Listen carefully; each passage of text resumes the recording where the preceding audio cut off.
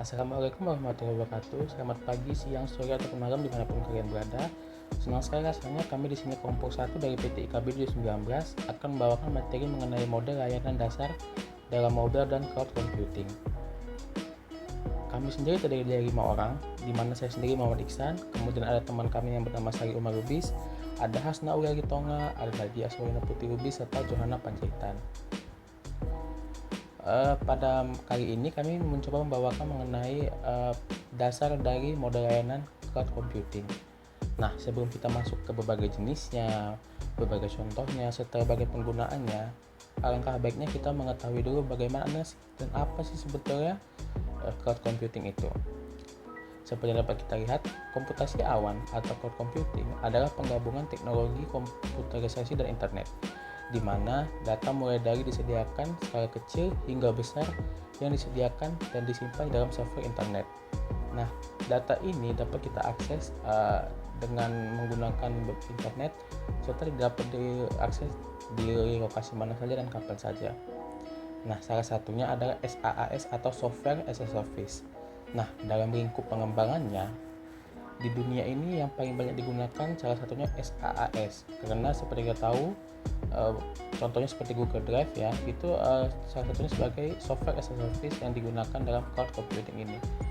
Namun bukan hanya SaaS, ada dua lagi, yang itu ada PaaS atau Platform as a Service dan IaaS atau Infrastructure as a Service.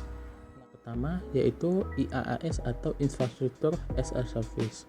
Nah, apa sih IaaS ini? Nah, IaaS ini adalah sebuah layanan yang diberikan oleh provider IaaS sebutannya, yang memberikan layanan fasilitas data center.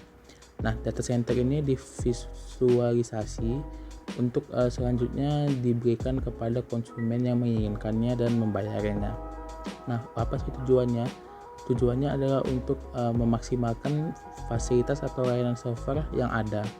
Nah, provider IaaS ini juga menyediakan layanan seperti manajemen RAM, prosesor, atau pemeliharaan aplikasi, dan lainnya.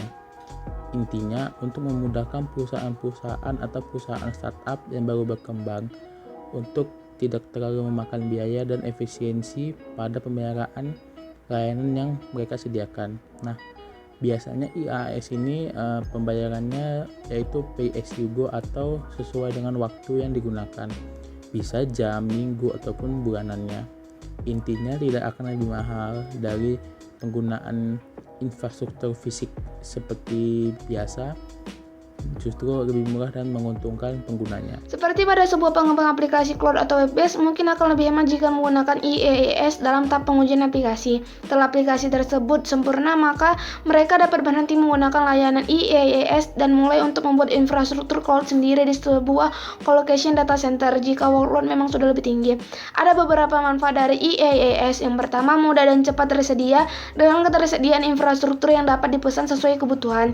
Yang kedua, tidak perlu beli perangkat IT yang biasanya menguras biaya modal cukup besar dan memakan waktu untuk instalasi serta konfigurasi.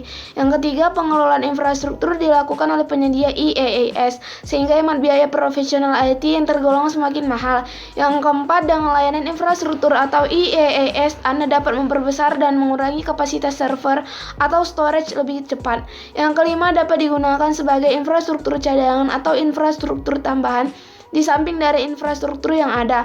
Misalnya seperti pada web marketplace Tokopedia yang melakukan promo 1 bulan diskon besar-besaran sehingga membutuhkan sumber daya IT, dan jika melebihi kapasitas yang tersedia dari infrastruktur mereka, maka IaaS dapat dipakai sebagai infrastruktur tambahan sementara atas event tersebut. Yang keenam, hemat investasi awal bagi perusahaan startup ataupun bagi para developer aplikasi tersebut.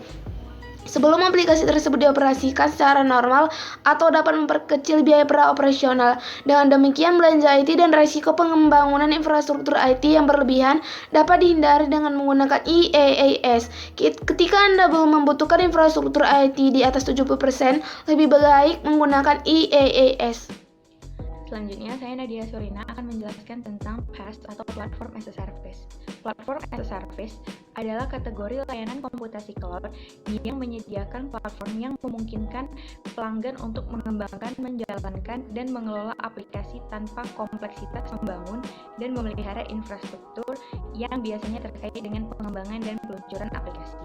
Dalam model platform as a service, pengembang pada dasarnya menyewa semua yang mereka butuhkan untuk membangun aplikasi, bergantung pada penyedia cloud untuk alat pengembangan, infrastruktur, dan sistem operasi.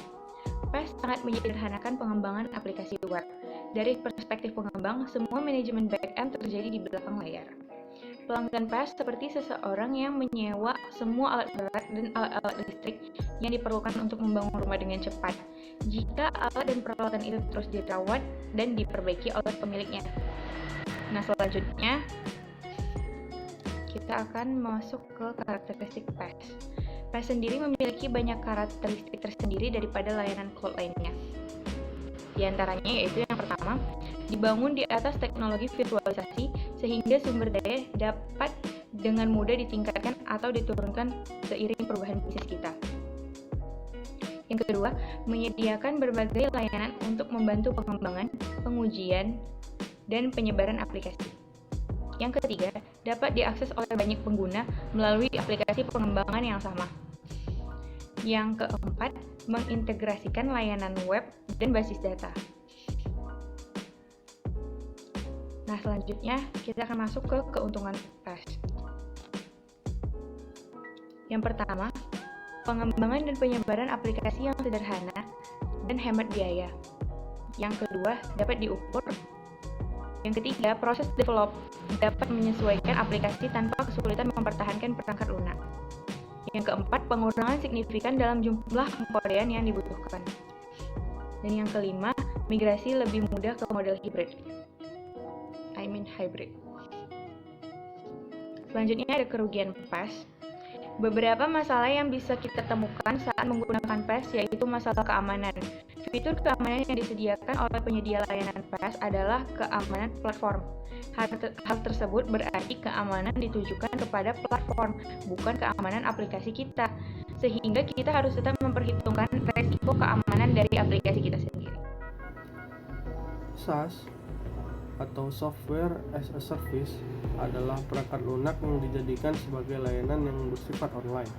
SaaS juga disebut sebagai layanan aplikasi cloud. SaaS memanfaatkan internet untuk menjalankan aplikasi yang dikelola oleh vendor pihak ketiga. Ketika kamu menggunakan model layanan SaaS, kamu hanya perlu menggunakan aplikasi tersebut tanpa harus mengerti dan mengurus bagaimana layanan yang kamu gunakan seperti data disimpan atau bagaimana aplikasi tersebut di-maintain, karena hal tersebut merupakan servis yang disediakan penyedia layanan.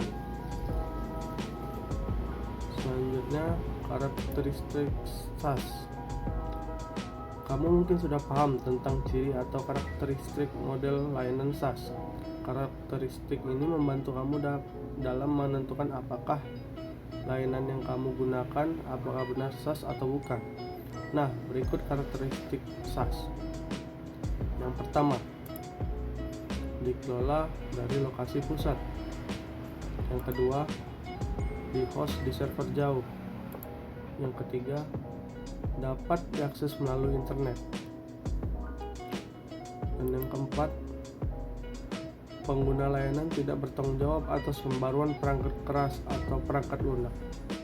Selanjutnya, keuntungan SaaS.